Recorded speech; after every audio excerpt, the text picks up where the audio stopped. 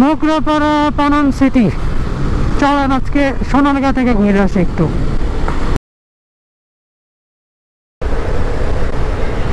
এবং আমরা চলে আসছি মোগরাপাড়া, এদিক থেকে বামে। কতক্ষণ লাগলো? 11:33, আধা ঘন্টা লাগলো। ঠিক 11টা বাজে রওনা দিছিলাম, বরাবর আধা ঘন্টা লাগলো। একদম রিল্যাক্সে চালানো যাকে বলে।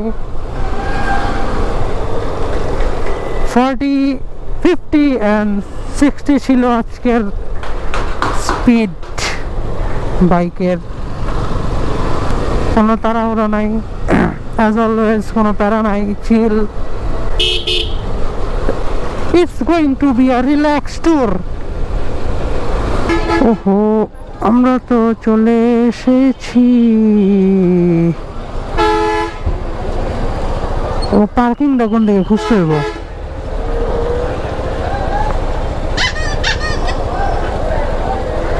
আগে আমার পার্কিং খুঁজতে হবে।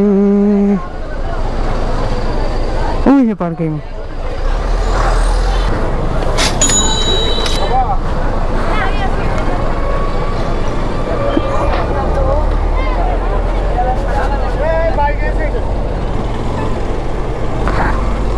বাইকের দিকে যে পরিমাণ ধুলা উড়াইতাছে।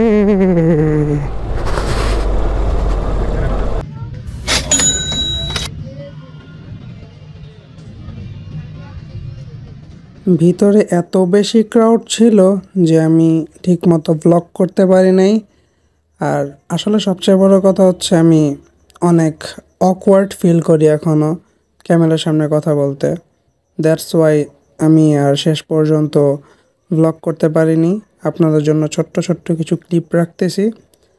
আর তাছাড়া ওই দিন লোকশিল্প মেলা ছিল মানে এখানে, তো এই কারণে অনেক অনেক বেশি ক্রাউড ছিল।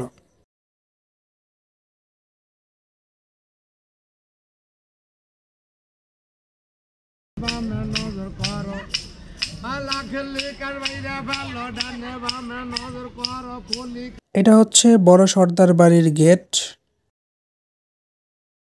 ভিতরটা জাস্ট অনেক সুন্দর অ্যান্ড ছবি তোলার জন্য একদম পারফেক্ট প্লেস। ঘোরা শেষ, এবার যাব পানাম সিটি। লোকশিল্প জাদুঘরের মানে মেন গেট থেকে বের হয়ে ডানের রোডটা আপনার হচ্ছে পানাম নগরের, Panam city, whatever it is. And আমরা পানাম সিটি চলে আসছি।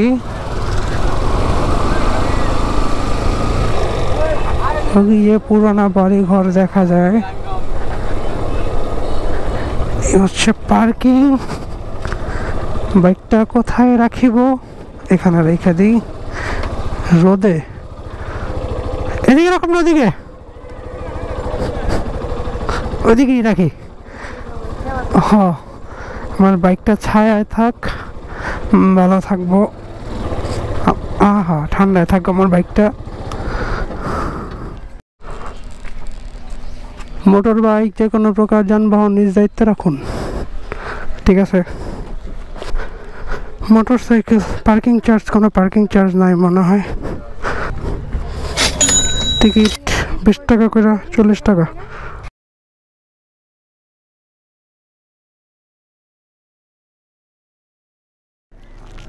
বাই বাই পানাম নগর। এদিকের থেকে বের হয়েছি একটু আগে, খাওয়া দাওয়া সেরে নিয়েছি। 3টা বেজে গেছে অলমোস্ট। ও সরি, 3:02 বাজে। কি দেখলাম চোখে?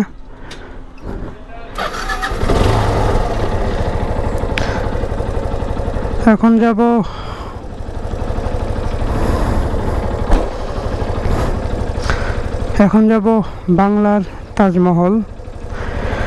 চলেন যাই।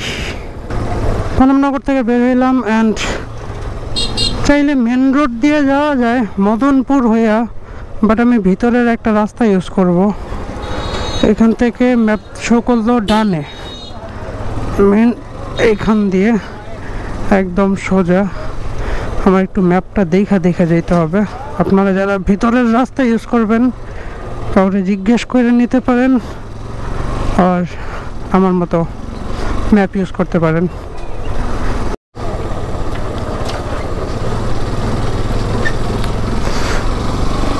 ইনস্ট্যান্ট গ্রামের বাড়ি ঘরের ফিল পেয়ে যেতেছি। এক তীরে দুই পাখি, এক্সপ্লোর করার মজাই এইদিকে।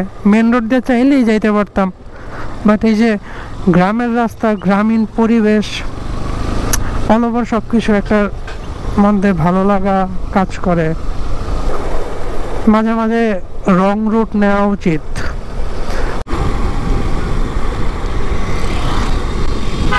গ্রামের ভিতরের রাস্তা দিয়ে আস্তে আস্তে মদনপুর হাইওয়ে আর সামথিং কি জানি একটা, এটা হ্যাঁ মদনপুর হাইওয়ে মনে হয়, এদিকে চলে আসছি। পিছনে একটু রাস্তা খারাপ ছিল, এদিকে রাস্তা আবার ভালোই। সময় 3:38, ম্যাপের তুলনায় একটু বেশি টাইম লেগে গেছে, কারণ আমি অনেক আস্তে আস্তে আসছি। এদিকে জ্যাম দেখা যাইতেছে। Nice nice jam.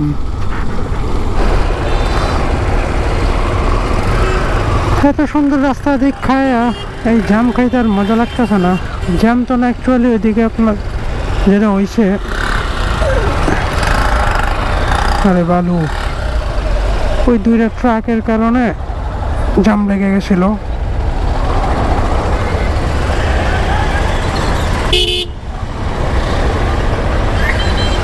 দুইটা ট্রাক আটকে দিছিল রাস্তা। আর উপরে এই সাইডে হচ্ছে কাটা। এমনিতে মনে হয় জ্যাম ট্যাম লাগে না এদিকে। ও মা গো, কত বাড়ি।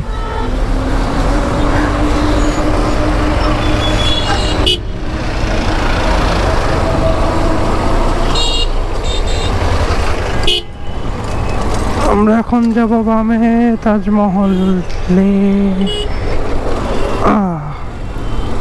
এই রোডটা মনে হয় খালি, দেখা যাক। ওমা,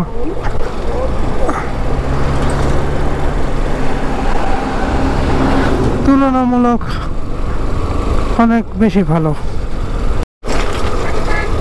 আমরা চলে আসছি মনে হয় বামে, দেখাইতেছে তাজমহল। এই রোডটা,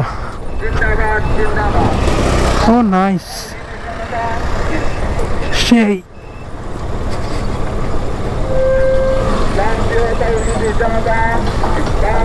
আপনাদের পার্কিং ফি কত? বেশি হয়ে যায় না? 150 টাকা একটু বেশি বেশি লাগে।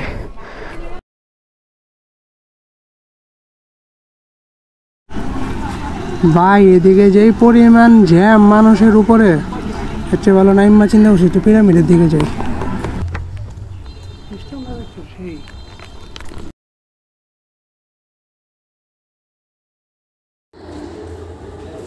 কিন্তু একটা বুমচুং বানায় রাখছে,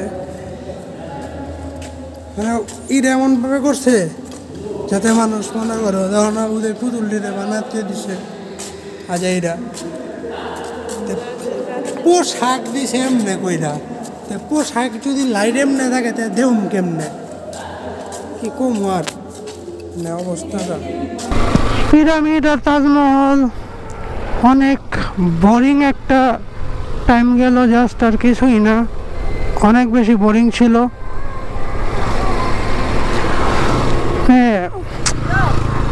টাকাটা পুরো একদম জ্বলে যাওয়ার মতো। মানে যদি কেউ ছবি তোলে তাহলে আমার মনে হয় এমন একটা দিন আসা উচিত যেদিন কোনো একদম মানুষ থাকেই না। আজকে শনিবার হিসাবে এত মানুষ থাকবো, এটা আনএক্সপেক্টেড।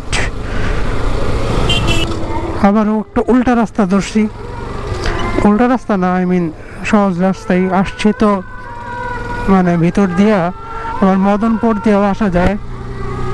এখন যাব বরপা, হ্যাঁ বরপা হয়ে, বরপা তারাবো হয়ে বাসায় যাবো ইনশাআল্লাহ।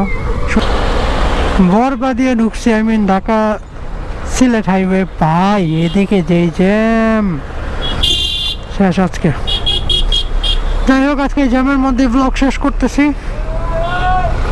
আর পরে গাড়ি দেখেন অবস্থাটা। এই রেলে বাংলাদেশ কোনো কিছু নাই, যে যেমনি মন চায় অমনি চালা দাও। যাই হোক, এই ব্লগ এদিকে শেষ করতেছি। সবাই ভালো থাকবেন, সুস্থ থাকবেন। আল্লাহ হাফেজ। ভাই যেমন জ্যাম, মনে হইতেছে ধুলা স্বর্গরাজ্যে পড়ছি। কিছু একটা ফাউল অবস্থা হয়ে আছে এদিকে।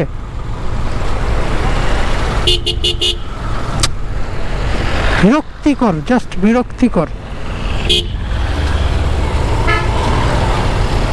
বাইক আছে দেখে অনেকগুলো রাস্তা কাভার করে আসতে পারতেছি, বা যাদের বাইক আছে তারা কাভার করে আসতেছে।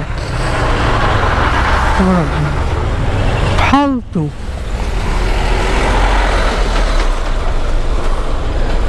হ্যাঁ,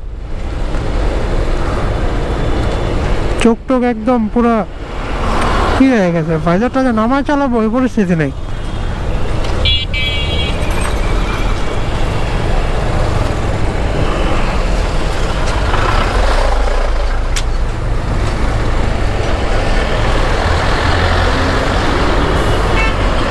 আর এইদিকে যে রাস্তা কাটটা রাখছেই, ওইদিকে ডাবল লেন করে মানুষ চালাইতেছে। ইস,